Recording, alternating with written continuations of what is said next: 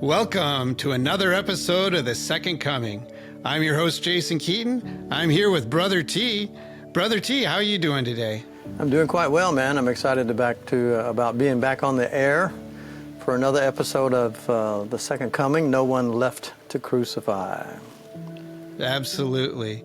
Absolutely. Well, Brother T, let's get right into the meat of the question. This is kind of a follow-up question, and it comes from our viewer, Sandy, and she's heard you talk often about your desire to not come back to this planet, or possibly not being able to come back to this planet. And could you expand on, her question is, what is this not being able to come back to this planet notion? Okay, well, that's a good question. Thank you, Sandy, for asking the question. Let's call in a little counsel. Let's take a good deep breath. Close your eyes if you're comfortable as we do a little attunement here.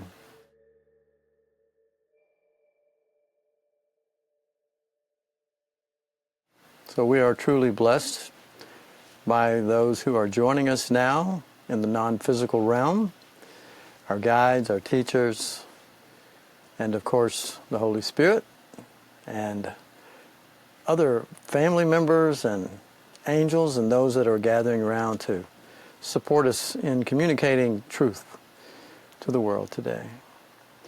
We know who we are in truth. We know what we are in truth. We know how we serve in truth. We are free.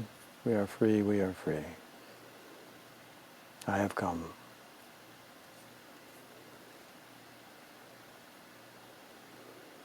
Well, what was taught in the past but negated or erased from the conversation spiritually for many religions around the world is the fact that we reincarnate. Once we come here, then we have an intention, an established intention, and established person.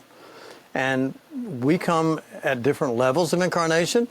We can come as animals and, other, plants and things like that. Long time ago, we came to, this planet. There were some who came very early on in the earliest expressions of consciousness on the planet. But of late, what we are focused on is literally becoming enlightened and becoming the expression of God in form. Now that's called Christ. And so our brother Jesus was the first one, literally, to put all that together for us and show us that, number one, we're not bodies, and that we are spirit, and we are as God created us to be. And he did a beautiful job of that. But the whole point, I think, of the conversation is once we come to this experience, we tend to continue to come back again and again. And the reason we do that is because we are adolescent souls. We're not reincarnating our personality. We create a brand new personality every time we incarnate here. But what is reincarnating is our soul. And our soul is a micro droplet of God energy, if you will. And it learns over lifetimes how to begin to, and as it begins to mature, it learns how to be able to have more and more influence over the default operating system of the ego thought system of fear. And eventually, we can say, get thee behind me, and get that thought system, that egoic mind behind us. So I like to relate to that as, being kind of in a car, and so the ego's in the driver's seat, driving us over the cliff, and then once the soul matures, it can, start getting control of the vehicle, so to speak, which is the body. And so the soul is in the driver's seat, and once we attain that level of consciousness, then that most likely is our last incarnation. But Sandy's question, and it was a great question, Sandy, it was around, not coming back to this planet. So as it turns out, we have the information now, which for the first time ever in the history of mankind is available to us to this degree. And the miracles, I call them the miracle books, which is A Course in Miracles, and then A Course of Love, and the latest stream of content that's coming through from our brother Jesus and other entities, by the way, other super souls, if I can use that term, is in the journey to the unknown. And that's still being communicated to us now. It started just a couple years ago. I think it was 2022 is what I want to say. And that is really new information for us. The Genesis story is a clarification of the Genesis story. But also there was by a decree, if you will, or a compartmentalization strategy, because heretofore, Spirit was completely benevolent in the sense that we all could decide where we wanted to incarnate as. And there's other places to incarnate other than just this planet, Gaia. But this is a premier planet. This is one of the nicest places to be in the whole universe.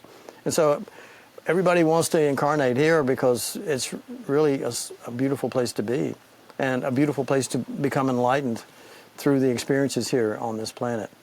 But because fear has had such a grip and has become unbalanced on this planet, there's way more fear than there is love in the human race on this planet today. And as of the turn of the millennium, Spirit kind of, again, set a new regulation, if I can say that, use that word, so that those who are not at least at the median level of consciousness, and in the United States, that's about 50% of the population. The median level of consciousness, I take it, is somewhere around the fourth dimensional level, which, of course, is, in David Hawkins' scale, is somewhere above the level of integrity, which is 200. And maybe even, I have, reading his work, that the level of consciousness in the United States was somewhere around 400. I believe it was somewhere close to that. But anyway, let's just say that that's the median level of consciousness. And above that, we have those who are channel consciousness and those who are mystic consciousness. Mystic consciousness is the highest level of consciousness that we can attain in physical form.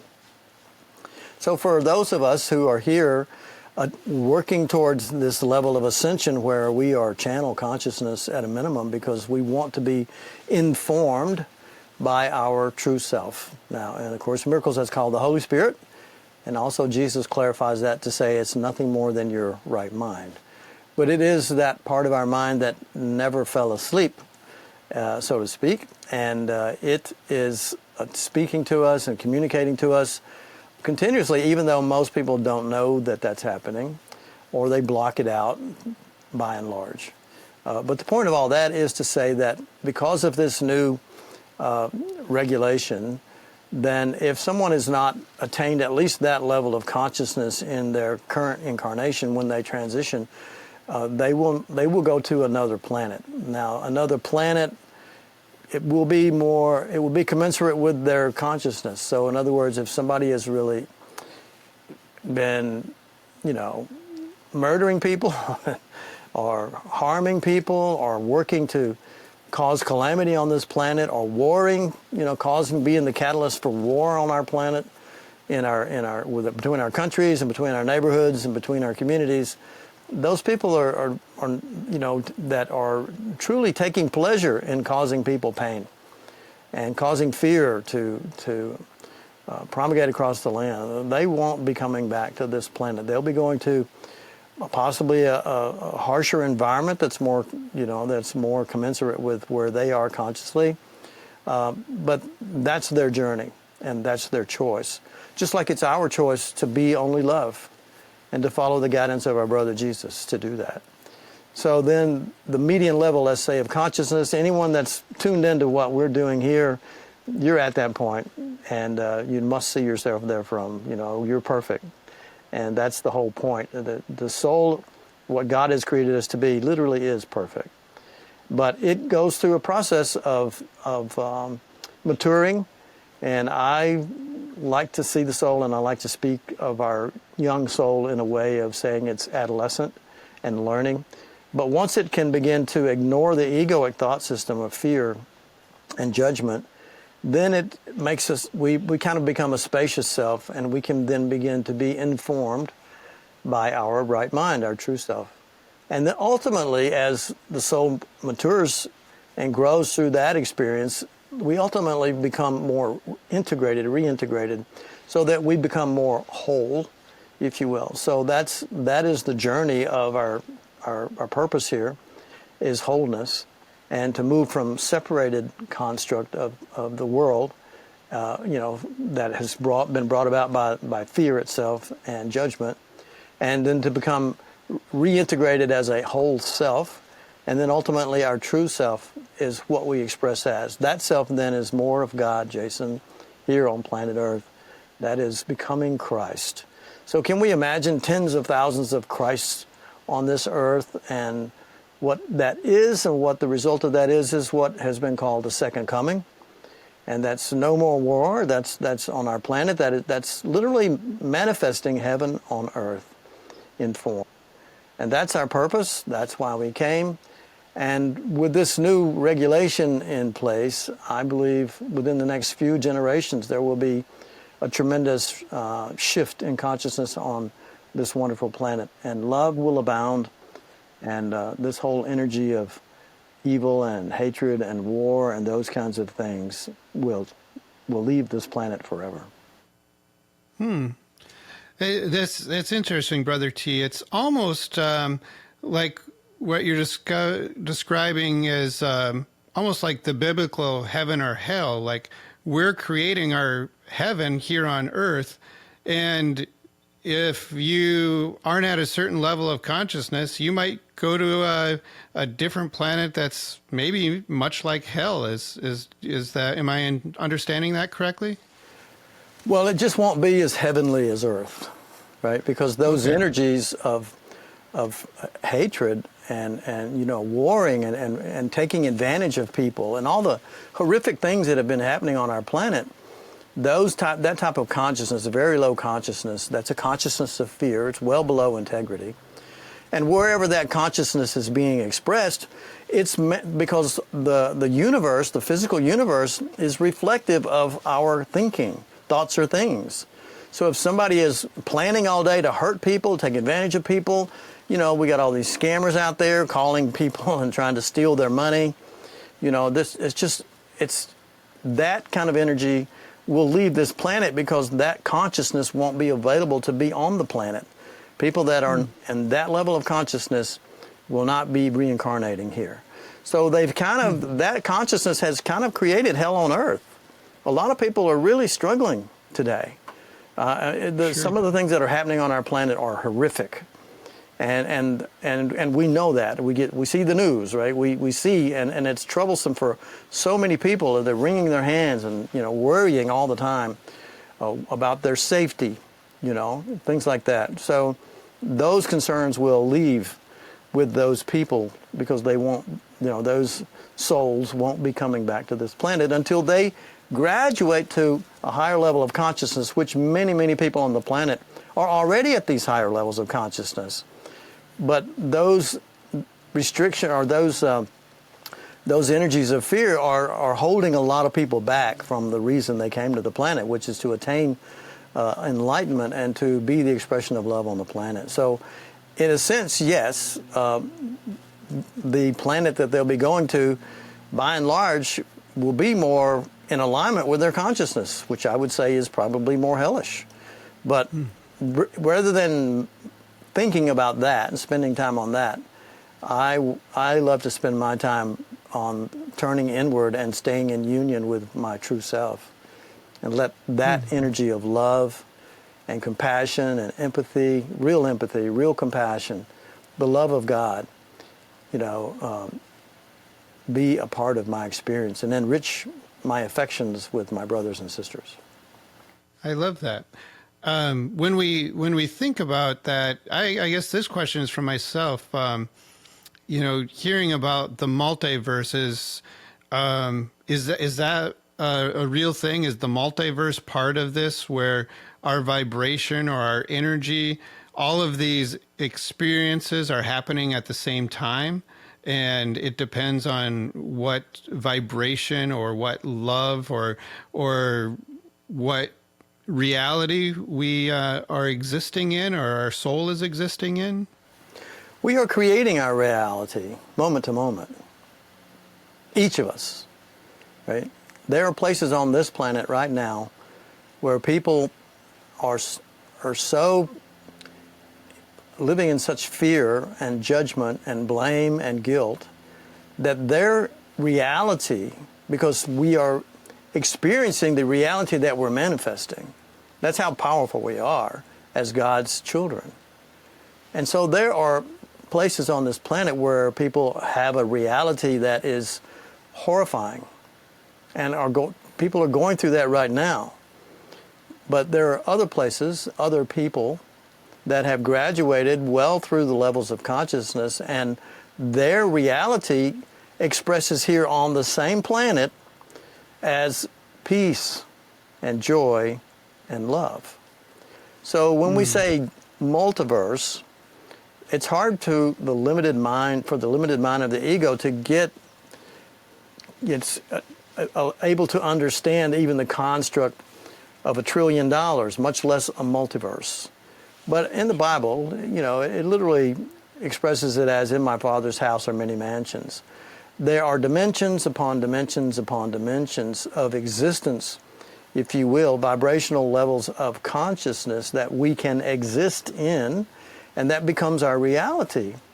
We are creating our reality, and as we evolve and ascend up the levels of consciousness here on this planet, we create a different reality for ourselves. But the reality that we're experiencing is what we're experiencing in the present moment, in this now. You are hundreds of miles away from where I'm at, and your reality today might be quite different in your physical environment than where I'm at, right? And so this is a dimensional experience, and I've kind of gotten to the point when I go someplace. I went out to Boulder, Colorado a month or so ago, and it was a different dimension for me. Everything was different. Yes, people were the same, and some people were dressed the same, and the buildings of some were the same, kind of similar. But you can get on a plane today and go to Singapore, and they can drop you off, and I'm pretty sure that it'll be a completely different reality for you there. You won't even be able to speak their language. So the multiverse, and just the way of looking at it, just for myself, Jason, is to just say, look, in my Father's house are many mansions. I'm in a particular dimension of reality that I have helped to construct, right? And what I'm experiencing is in resonance with my consciousness. The people that I communicate with are in resonance with my consciousness. The things that are in my home are in resonance with my consciousness. We are the creator. We are the energy of the creator in action. Word, I am word. As Paul Selig's team has helped us to see, that we literally are the influencers of the reality that we experience. That's great. And this follow-up question, I was actually going to blend this in and talk about it next week, but you kind of brought up our reality and creating our reality. When we are creating our reality, right now the law of attraction is a really popular subject in creating our reality. Is the law of attraction and is creating our reality, is that spiritual wisdom, or is that positive thinking toxicity? I mean, is it like, are we leading ourselves astray, or are we limited in any way with this creating our reality? The only thing that's limiting our experience is our thoughts. The only thing that's expanding our experience is our thoughts, right? And if our thoughts are coming from our default operating system, which is the egoic mind, we're experiencing limitation in one way or the other. If our thoughts are, as we are in union and joined, right, with our true self, the voice of God, those thoughts are generative, those thoughts are loving, those thoughts bring peace and heaven on earth. So when we're talking about the law of attraction, that's not hyperbole, that's the way things work. When you have a thought, right, about something, you are sending out a messenger into the universe, a vibrational field, and we'll call it a messenger, and it resonates with like fields of energy and returns that to you. And so what happens is when you're constantly worried, you're going to bring back into your your universe, if you want to call it that, your world, if you want to call it that, your reality, if you want to call it that, you're bringing those vibrational energies and manifestations of those vibrational energies back into your experience as your experience. And so the law of attraction is real, and it's always in work because that's the way things work, right? In this universe, thoughts are things, and thoughts are vibrational fields, and they vibrate and resonate. It's not unlike an opera singer singing and hitting a note, and somebody could have a wine glass, a crystal glass, and when that glass, when the singer's voice becomes in resonance with the vibration of that crystal glass, it'll shatter it. You know, that's not uncommon, and we see that. And we can have vibrational fields that are so amplified that they resonate with objects that are in our home, and things in our home start vibrating. A person can sing a certain note and have a guitar sitting in the room. They're sitting over there, they're not touching it, but it'll start singing in resonance with this tone that they're holding. Everything is in co-resonance all the time. Thoughts are things. And so the law of attraction is real. And we've always been using it, even if we're not conscious that we're using it, because it's the default way things operate. When we have thoughts, evidence of those thoughts come back as our experience. I like that. I like that. So there we have it. And I would like to send this vibration out and shatter your reality. And I would like to invite all of you to join us in expressing this vibration of love. And Brother T, thank you so much today. Thank you for answering our questions. Thank you for answering my question. Sandy, thank you for giving us some information, especially me. Thanks for helping me out here. But Brother T, that was really nice. I really liked today's conversation. Well, I'm glad to help, Jason. I really appreciate it. Love you, my brother. Well, thank you all for joining us. Keep sending some questions. Thank you again, Sandy. That was great. I need more questions so I can get the soul's input from Brother T. So that's all I have this week. Until next week, I'll see you on another episode of The Second Coming. No one left to crucify. I love it. I am excited about seeing everyone next week, and thank you so much for your support of True Thought, and we will continue to create a reality that everyone is at peace and in love with. God bless you.